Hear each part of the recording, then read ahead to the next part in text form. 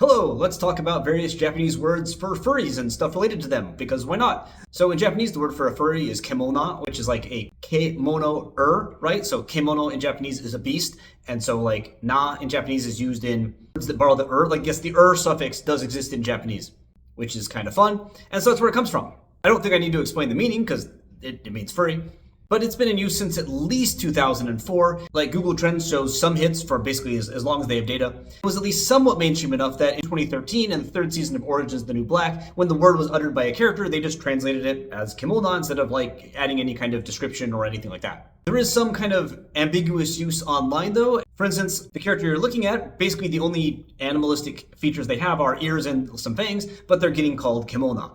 Now, I guess technically, it's a debate that I don't really want to get into. This would perhaps better be described by kemomimi. Now, this is a term which is from kimono, right? Again, beast, and mimi, ears, which refers to a human which just has animal ears. Like, that's the only real animal trait.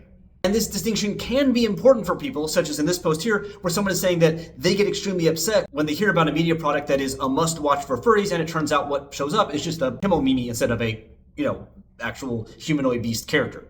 And like, I get it. It's the same feeling that I get when someone's like, this is a must listen to for extreme metal fans, and it turns out to be Sleep Token. Interestingly though, there's also an adjective for this, which is kemoi, which is great.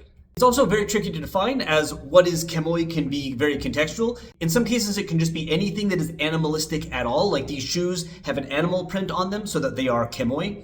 But like anthropological characters, which would be more associated with like a furry media product, can also be, of course, kemoi. But even like just a t-shirt with a picture of an animal on it, I guess, can be kemoi. So while this term is definitely used within the Kimona community in Japan, it's not like exclusive to it. I guess a zoo is kemoi in some ways. You can walk out of a zoo and be like, wow, kemokatta, and I guess that's fine. Certainly, at least most Disney films are, chotto kemoi. Kemosa ga aru. And while I'm kind of joking there, kemoi can be used just to refer to literal animals. Not drawings or anything like that. Like, this person here is using it to note that the smell of a truck full of pigs is very kemoi because it is, it's animals, it's beast smell, smells of beast. The wind from the air conditioner is very kemoi because there are pigs.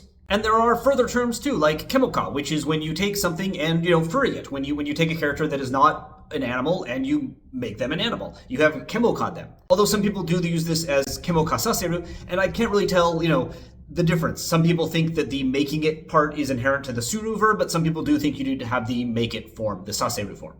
And good job, Japanese furry community, because you can verb kemoi into kemoru, which generally means that something kind of becomes an animal. So in the post you're looking at now, it's used as a modifier of a noun. So like the character has kemoru, it is the character that kemoru, so they're animalized here in the drawing. And if you say something like hisashiburi ni kemotta, it means that you've dressed up your character in like animalistic clothing patterns, etc. In this case, online.